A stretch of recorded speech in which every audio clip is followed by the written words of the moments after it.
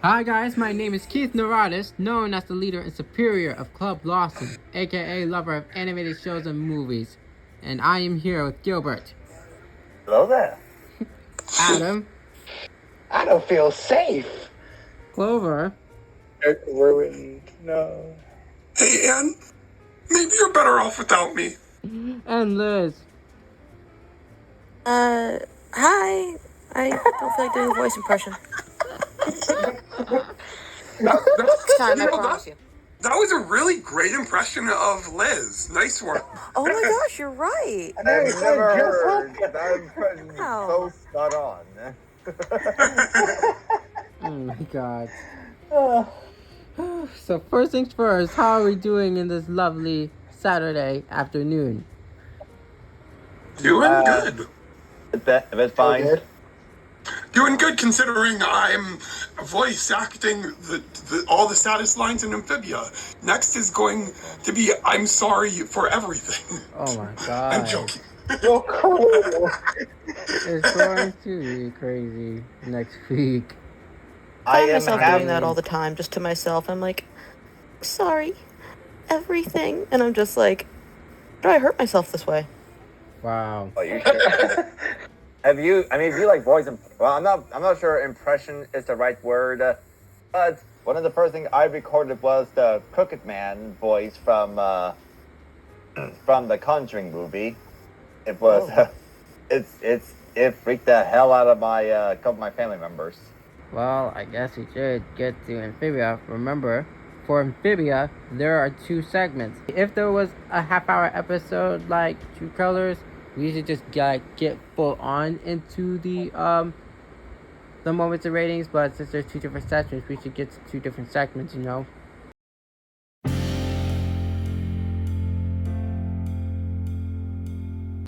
First segment, Mother of Olms. A crew meets Mother Olm, keeper of ancient prophecy. There, the team meets Mother Olms, who knows of a prophecy, but she can't remember him because, as she admits, she's old as dirt. She didn't say that, but that's what she's alluding to. And she needs some sort of brain cream to relax the brain and help her remember. So everybody but Hop Pop goes inside through Mother Olm's ear to put some cream on, while Hop Pop it was contemplating about his old age.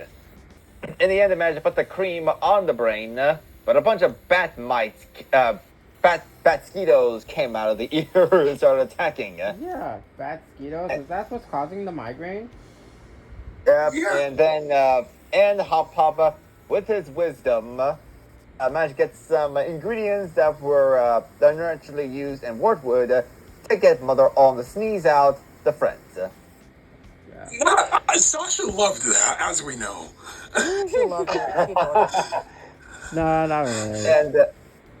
And I forgot how the prophecy went. I have the prophecy right here. I remember. I have the prophecy right here. It was found 3 stars burning bright come from beyond to expel the night. Whether they fight or embrace the fall, their choice shall determine all. Yeah. Oh, I was right to call that eldritch horror the night. I was right to call him that. We need to discuss about that prophecy. So we already know that the 3 stars burning bright is clearly discussing about 3 girls and the 3 gems.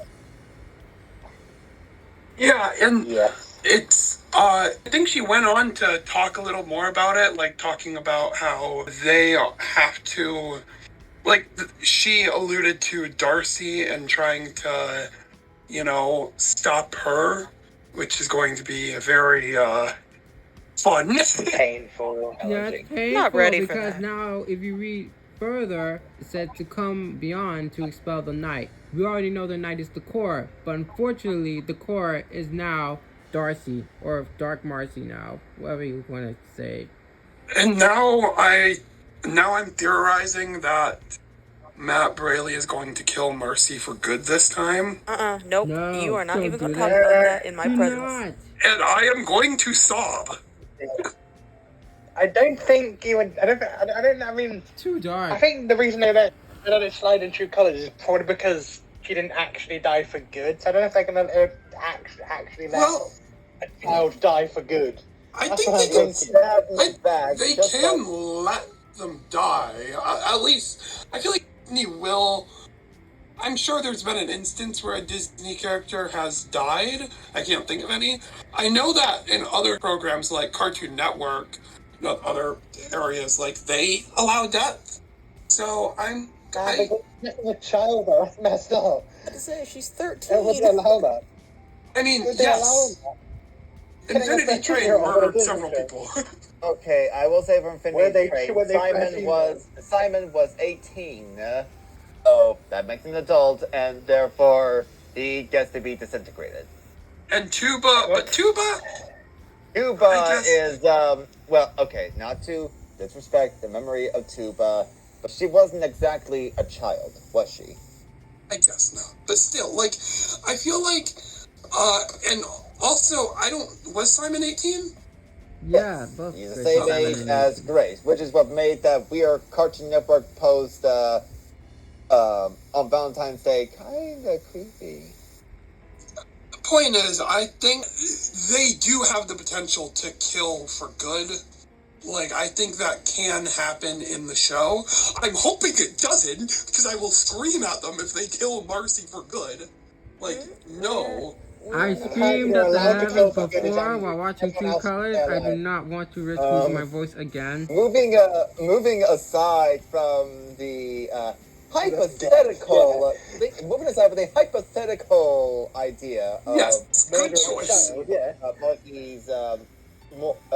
Of Marcy's fate, demise. It was pretty funny when Sasha said, "Oh no, I don't want to go in there. It's gross." I was sitting there thinking to myself, "Girl, you caused all this. You did. The least you can do is just you go in that ear right now and help your friend fix all this crap that you and your toads made. They caused all this. Huh? Both Marcy and Sasha caused all this. But I didn't cause the ear to be disgusting. It's only fair that Sasha has to go in that disgusting cave. I think it's honestly a really complicated situation with how Marcy handled things, though that's a whole nother discussion. And more important, yeah, it can be a whole discussion. And more importantly, how Sasha handled things, because this is another episode where Sasha is generally, seen as one of the protagonists. She is redeeming herself. The fact that she's not willing to go through that, I said, no, you made all this mess, you better go in there and fix it. Lou was going inside this brain of a 1,000-year-old creature, so be it. I think what I was going to say, though, is I think in general, Amphibia Season 2B, or 3B, and I guess 3A a little bit, it's set on trying to redeem Sasha, when I'm not sure that she's earned that redemption yet. Like, I think they're really trying to push it, but after everything she's done in seasons 1 and 2, it's kind of hard for her to just turn around and decide to be a good person. I'm worried that it's going to be like Queen Moon in Star vs. the Forces of Evil, where she does like a quick turnaround and betrayal at the last second. And I'm really hoping that's wrong, but I don't know. I'm worried about it. I don't think possible technically, yes, but I don't see them personally doing it. I don't see them doing it, and I hope not. But when we were talking about death, we neglected one person from that episode. Who was that? The doctor guy who was giving Mother Olms the brain cream. Oh God. Yeah, poor guy. And then I look at the bad mosquito and I was like, oh, so that's how he died. That's surprised they got to put that in a Disney show. Yeah, was- I mean, it's so having a skeleton in a Disney show? No, that's not the worst I've ever heard. Wasn't there a rumor back at Disney World when they had actual skeletons in the Pirates ride? Wait, actual skeletons? Yeah, there were Wait, actual they skeletons. literally have remember real that. skeletons? Still one there from what I know. I did not Like- know that. No, but wait, they're real skeletons, like actual, like not plastic. Like, They used to be. there There's still was, one yeah. real one. Have used. Oh What? my god, Yeah, no I don't way. know how Yeah, they the got away dark- with this. Yeah, the dark secrets at Disney World, like, I think there's all alleged and rumors, but the fact that you have stuff like that going on at Disney World, there's a lot of crappy, well, take it as you will. There's a lot of stuff in Disney parks that is just mind-boggling. Like, I believe like they have a certain scent they spray around in certain areas of the park. You got somebody who died at the park via alligator. Or was it brain aneurysm? Or was it brain aneurysm then alligator? I don't know. Multiple people have died at the parks, I'm pretty sure. I think there's an episode on infographics, the infographic show that shows that talks about all the bad crap that happened at a Disney park. But the point what I'm saying here is entirely shocking to see a skeleton inside the brain of an age-old creature. Yeah, I think overall with that episode, I think another thing, it continues a trend with Amphibia where most of the episode is pretty lighthearted, and then there's something that usually happens at the end, whether it's, the prophecy gets revealed in that episode, or like, I'm just trying to think of a different example, because I'm bad at remembering things, like, You were talking about specifically the end of the episode. I would have said something like Reunion or True Colors, but they were kind of genuinely dark episodes all throughout. No, I was going to. It's specifically with season 3B though, where a lot of these half episodes have a pretty light and chill episode with some fun that feels unserious and surprisingly kind of out of tone for the situation, considering they're in an apocalyptic rebellion. I mean, I don't know. Personally, I think that it's just another case of a Gravity Falls alumni, because you got some cases in Gravity Falls where it gets serious. Another case, it's fun. But I think the thing is with season 3 I've had as a whole is its episodes don't match its serious undertone. Overtone feels a lot lighter, almost jarringly so, and I feel like the Hometown Road continued that trend. I don't know. It just feels like I don't know. But usually when I hear some of these mythical stories, for example, you got some that are pretty dark, like there's a story of King Midas, who was gifted by the god to turn things to gold, and he couldn't eat. He was starving to death. And then the god Dionysus told him to cure it. He's got to put his hand in the river to wash away the gold. That's the dark part. The funny part is when he was doing. There was a musical contest held between the god Apollo and Pan. Two judges said Apollo won. Midas said that Pan won. Insulted, Apollo turned Midas's ears into a donkey. Yeah, like donkey ears. It goes from stories. I guess depending on who's telling the story. In this case, Amphibia is not much different. You got some dark stories and you got some funny stories. I guess, yeah. But I think, and I haven't had a problem with like lighthearted stories in season 2, even though Reunion had happened. But I guess after the increasing seriousness leading up to True Colors, the fact that they didn't really acknowledge what happened in True Colors felt jarring, and also the fact that they were focusing on, they didn't really address how serious, a rebellion was. I think that they should have probably not made it darker in terms of the episodes mostly, but maybe addressed it just a little bit more to make it feel reasonable. What were you thinking? Like Star Wars kind of feel? It's just No, nothing like that. But like, I don't even like Star Wars. But like,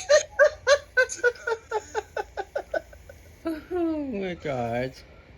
but I guess just addressing what the frick just happened. Like they barely even addressed Marcy, and also they can't really address that. That's the one thing I guess you're kind of missing.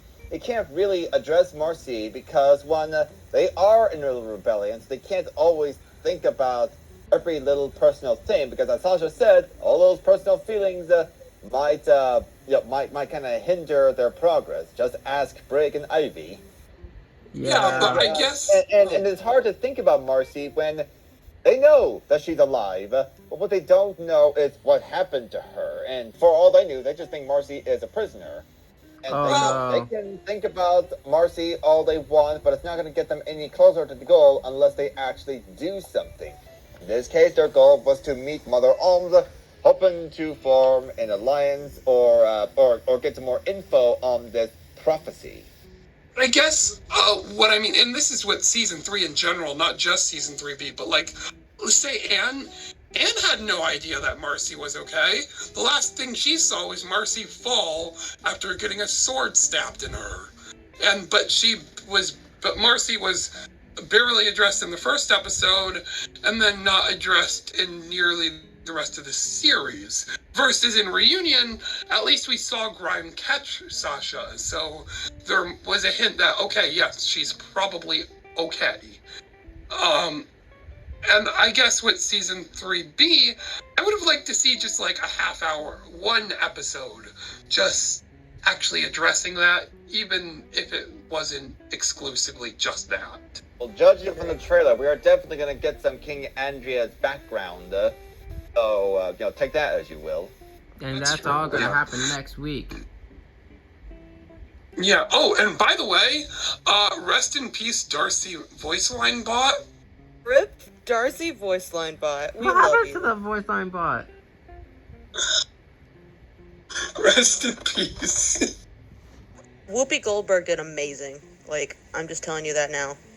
Yeah. Wait, was it actually Whoopi Goldberg? It was Yeah, that was actually Whoopi Goldberg.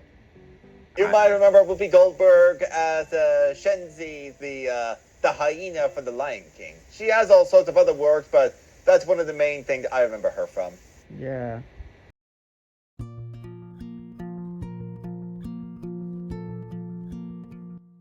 Grime's pupil. Due to dire circumstances, Grime is forced to train an apprentice, aka Sprig Splinter. This one was a bit more comical than the last episode. With the team needing the Toads' help to storm the kingdom, and the leader of the Toad is Grime's sister, Captain Beatrix. Yeah, this was actually an episode that I think was moving Amphibia in the right direction, because I thought this episode was going to be the more minor segment of the two, because Mother Olm was, focused on, the prophecy. It's the big climax, but Grime's pupil ended up being the highlight for me, because I expected, just a nice little chat learning where Grime and Sprig respect each other more, but they actually did it a lot better than I expected them to with their idea of Toad-style fighting and Frog-style fighting. It was surprisingly wholesome, but still having that serious tone where, if this goes badly, then the Toads might join, King Andrias or something. So I think this was probably one of my favorite Season 3B episodes, honestly. It was certainly funny how, as we mentioned, they need to get the Toads to join their side. But Beatrix is only, but I guess the only thing Beatrix and the Toads speak is action. So Grime challenged her to a match, like a one-on-one match. Whoever wins has to join the winner's side. But according to Toad law, the challenged is able to choose their opponent. And by the way, that seems like a really messed up rule of Toad law. Okay, but in fairness to the Toad law, it's like a Spartan challenge, and he gets to fight another Spartan, and they're all very tough. Look at all these toes. I guess that's why that rule is a go, because most of them are pretty tough. They can handle their own. Yeah. Thing was this was probably different. one of the funniest episodes in the entire show. Honestly, it made me roll around laughing. I don't know if that was true for everyone else, but I just noticed how many jokes it had. It was pretty funny of having Sprig and Grime fight. And Grime even said, "How did that brat beat me?" And the ending was the funniest, where they just, for one, they pulled a Karate Kid with the fight where, Grime was like, "You and your rage," and then oh my god! Once Beatrix loses, Grime's like, "I know this is the literal opposite of the point of this episode. That's the hilarious part. But you got beat by frogs." Yeah. That was. I mean, he's a brother who always gets beaten by his sisters. So of course, he's gonna start bragging. He's just gonna tease her. I mean, I'll give him a pass on that. Yeah, that's what siblings do, right? They tease one another. Well, yeah, it was just funny. It was like absolutely hilarious. Well, I liked seeing Beatrix again. I always thought she was really cool. Yeah, I just realized something. Beatrix is like basically the survivor of this whole ordeal, isn't she?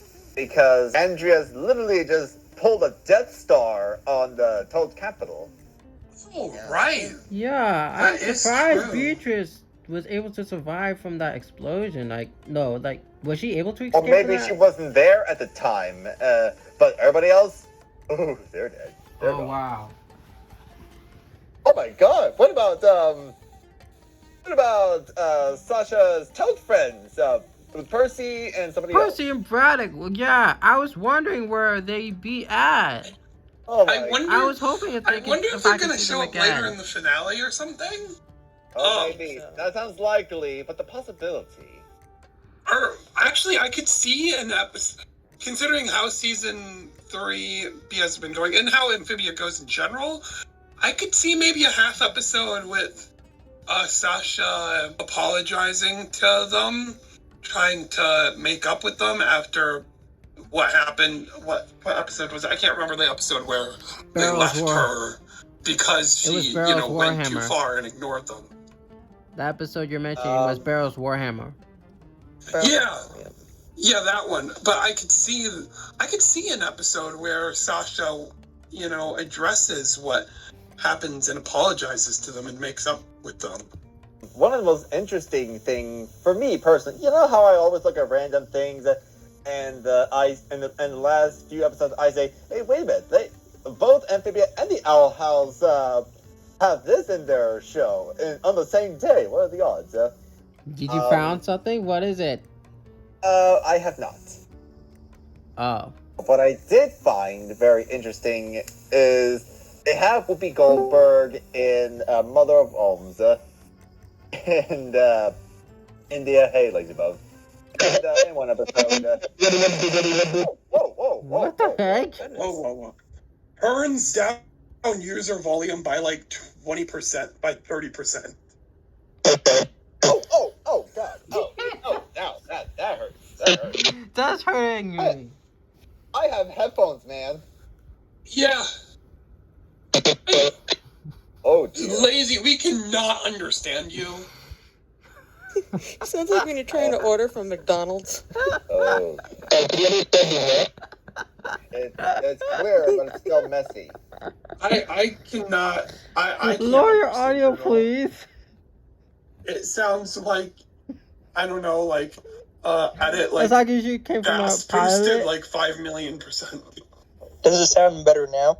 Yes. Yes. Okay. Thank you. Yes. Great bit. And I was going to I say... was wearing headphones. I have no idea what the hell is going on with my headphone set that's making my audio sound like shit. Oh my god. As I was saying, one of the things... Now, usually I say I would find something in both Amphibia and the Owl House on the same day. I did not see that yet. What I have seen something funny is they have Whoopi Goldberg guest star and Mother of Olms, and Grime's Pupil. They had a bunch of bee hyenas in that episode. Oh yeah, I guess that would be a parallel between the two. That would be like it's fun. It's weird how she didn't guest star in that episode as a hyena, but it's still funny that they had a hyena in that episode, like next to Mother of Olms. Personally, I found that kind of funny. I saw the episode like a few hours ago, so I'm just recollecting what happened. I think that's the entire episode. So your favorite part was the entire episode? Yes, my favorite part was my favorite part was the credits. Speaking of, when are we gonna get a new intro? Yeah, I noticed that. I was like, suggestion. most of this intro is focused on Earth, isn't it? Yes, I mean, they're not on Earth anymore. When are we gonna get the newest intro? I was expecting for a new intro, but what is happening? There's no intro. My guess is they're gonna get a new intro for like the finales. Yeah, I don't know. No. Another They didn't want to pay the animators to animate a new intro, unfortunately. Yeah. There's another thing that I think is interesting is Grime's redemption as well. I don't think he's necessarily trying to go for a redemption.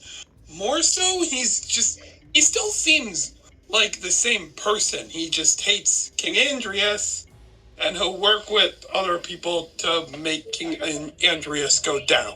Like the old saying, the enemy of my enemy is my friend. Exactly. Like, I think that's kind of that I don't normally see that type of thing often in shows, but I think that's a really good example of it where, yeah, I guess they are kind of being friendly, huh? Even though Grime literally, he didn't necessarily do anything to redeem himself, but he's working with them now. So I guess, how would you rate the whole episode overall? The whole episode, both Mother of Olms and Roots of People, both of them combined, I would give them like an 8 out of 10. Yeah, I would give it a frog out of 10. No, how many frog leaps would you give it out of 10? I would give it like 7 frog leaps out of 10. Okay. That gave me an interesting idea. Like for next week for the ratings, instead of just say 9 out of 10 for both Owls and Amphibia. For the Owls, just have an Owl leap and Amphibia for frog leap. Yes. Today's Owl House episode was one of the best in a long time. I know, right? Yeah. Amphibia. I missed out on the discussion. So in case you just want to know my opinion, I give it 9 gay witches out of 10.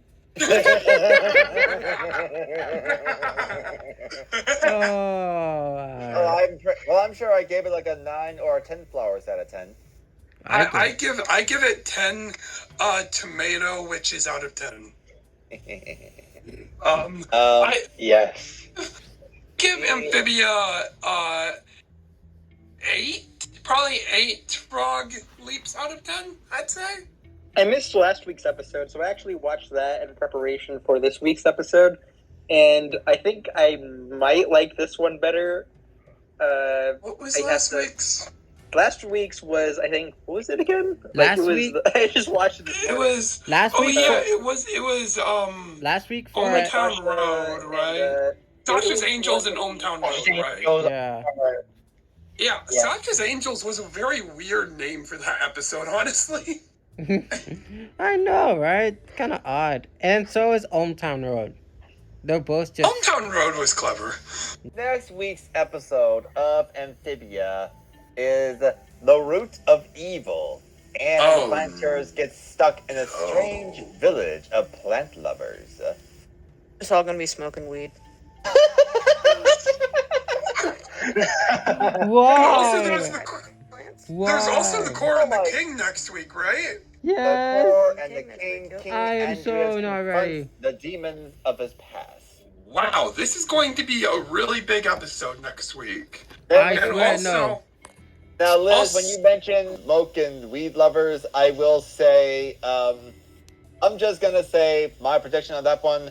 It's gonna be based on the Odyssey story with the Lotus Eaters. They get like basically drugged and don't want to leave. I think the King Andreas episode will be King Andreas facing his fears from his past is going to be a metaphor for Bob Chapek facing the allegations of the past. Yes, make it happen. Make Oh it my Andreas God. suffer, please. After what he did to Marcy. Where is Bob Chapek anyway? There has been all sorts of people bashing against the LGBT employees, yet Chapek is not saying anything. Anyways, yeah, I don't Did you know know. what's stupid? Yeah.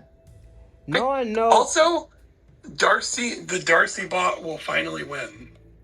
Yeah, like when? Yeah, I was wondering when's Darcy going to show up. I want Marcy, not Darcy. Darcy will show up in the last episode, and then they'll get Darcy back at the last 5 minutes. No. Oh, I think God. at the very end, Darcy will reveal herself to Anne and Sasha, who will be there, and then in the episode after that, it's going to be a whole Darcy reveals herself thing. Oh my Maybe. God. Ooh. That would be something. That would be very interesting. Technically only have 3 normal episodes of Amphibia left until the finale episodes. Ouch. And we I think Darcy's just a Zack Snyder fan. I think that's the big reveal. oh, you think Oh she my loves the Snyder God. Cut? I think she's rooting for them to restore the Snyderverse. Well, good luck with that. Good luck with the Flash. Most likely not going to be there anymore. Oh crap! You're right. That being said, I do hope Ezra Miller gets the help he desperately needs, from what I'm hearing. Oh yeah, he's like he's getting a little weird now. I don't know what's going on with him. Kind of weird how When I heard he got a bunch of problems that Warner Brothers and DC have not fully addressed nor cared for, and just let him do whatever he wants, which explains some of the stories we've been hearing about him. Kind of weird. We heard about 2 actors punching someone else like in the same week. Oh my God. Drop cough, Will Smith. I had 2 nickels at the same time. If I had a nickel for every time an actors punch each other this week, I'd have 2 nickels, which isn't a lot, but it's weird that it happened twice. at least one of them, at least the Will Smith slap, is practically the reason why we're talking about the Oscars. Other than that, it is full of crap. Wait, did we talk about the Oscars on this podcast?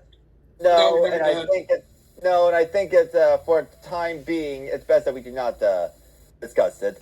And make sure you treat animation better. It's not for kids, Disney. Yep, Unlike what those Disney scummy ass claim, like Hollywood. animation is not for kids. I mean, hell, I would love to. I mean, it makes me think. Like, do they actually let kids like sit down and watch South Park or Hell of a Boss or Archer or Family Guy? Yes. No, animations for kids. Like like that movie Flea that was about a guy fleeing from Afghanistan. Yeah, that was a movie for kids. Oh. You know what else is a good movie for kids?